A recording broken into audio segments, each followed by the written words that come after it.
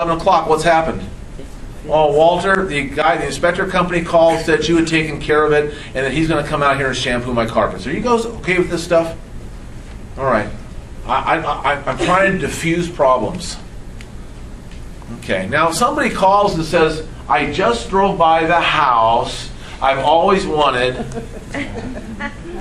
I can't believe there's a sign in front of it. Call me back now. When are you going to call them back? No. Okay.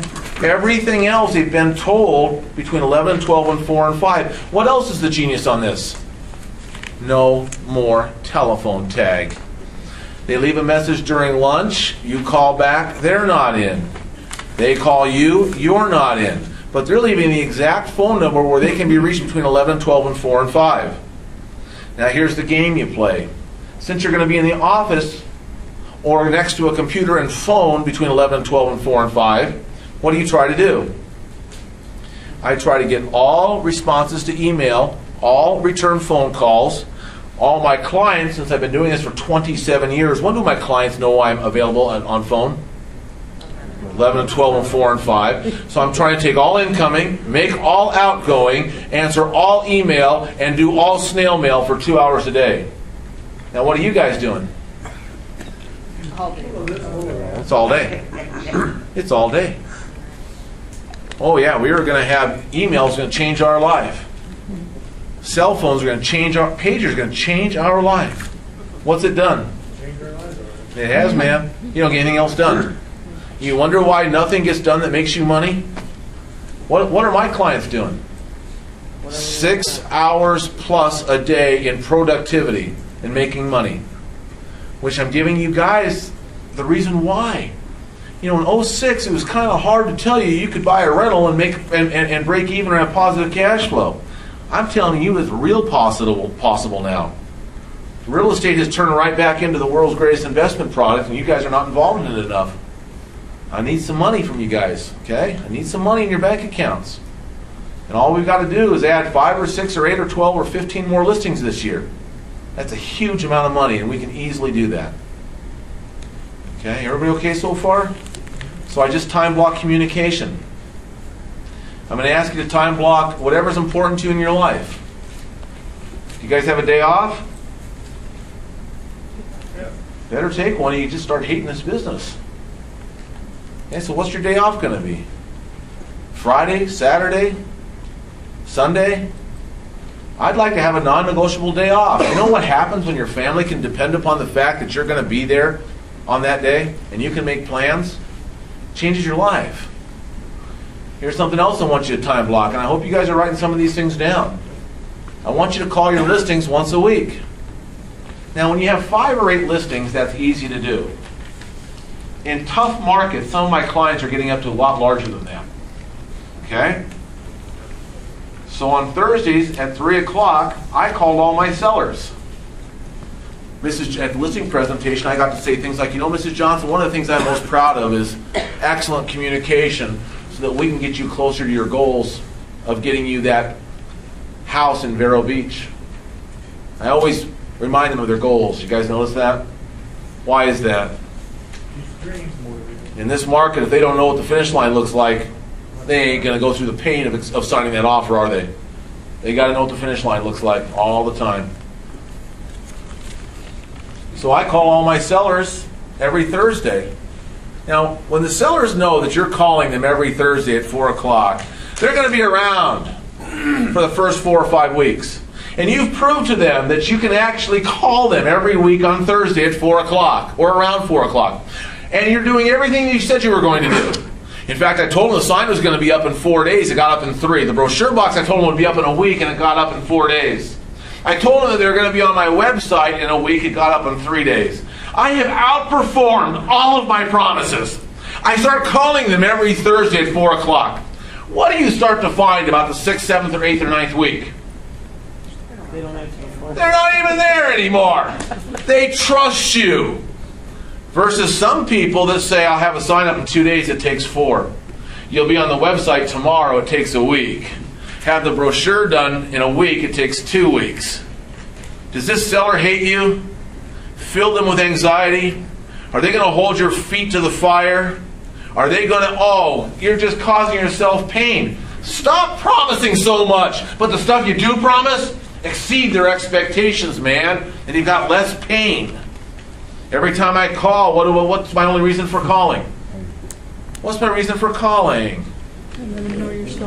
I want two things. A price reduction and to maintain a good relationship to make sure that the listing gets re-upped if it expires. Are those the reasons? What's the only reason a house doesn't sell in Oswego? Is that right? Gosh, have I been beat up here on pronunciation? Yeah, that was just a screw up. Okay, now, what's the only reason a house doesn't sell? Well, is there other reasons a house doesn't sell? What are some other houses that don't? What are other reasons? What's the reason a house doesn't sell? It's a piece of junk. Horrible house. Location. Location. What else? Condition. Smelly pet odors. Come on, guys. Can you do much about condition and location? No. So what the heck is the only reason a stupid house doesn't sell? It's price. Let me give you a little hint. Negatives are greatly magnified in tough markets. What does that mean? Well, you used to have that nice little subdivision, and in '06 you had this listing backing up against the freeway, and it was priced at 10% below the comps. Good deal because of the traffic noise. You remember that house? And in '06, remember when everybody was battling for the houses? Remember that? Have to buy it now before it goes up again. And so they saw this deal at 10% below the comps, and they rushed over to see this house on the off-ramp. And they walk in the house, and they go, honey, it's not so bad. It kind of sounds like a waterfall. Remember those days? Same house is on the market, 10% below the comps, and you're not even getting any showings. Why is that? What do buyers want in this market? Everything. Period. No negotiation. You're talking about negatives having to be priced 20, 30, and 40% below comps to even get any activity. You guys okay with this stuff? So when you have a house that doesn't sell, what's the problem? Price. Period. Period. So if it's not selling in 3 or 4 weeks, no offers in 3 or 4 weeks, what do you got? Price reduction. Now I've already had the question. Walter, I know the house is priced right. We're just not getting any activity. What do I do? What do you think you do? What do you think you do? Lower the stupid price. So how do you get a price reduction? Have a motivated seller. How do you have a motivated seller? You started with a larger sample size. You generated more leads. You now turn down the people you would have taken in '06, and you're only taking people who have a real reason to sell. Is this okay? Nothing is more true, and nothing will knock you out of this business faster than working with a buyer that is not motivated. And you can't, unfortunately, believe what comes out of their mouth as to whether or not they're motivated. Only way, after 35 years, we can tell a buyer is motivated is by the amount that they will participate with your systems. Let me give you some examples. Phone call rings.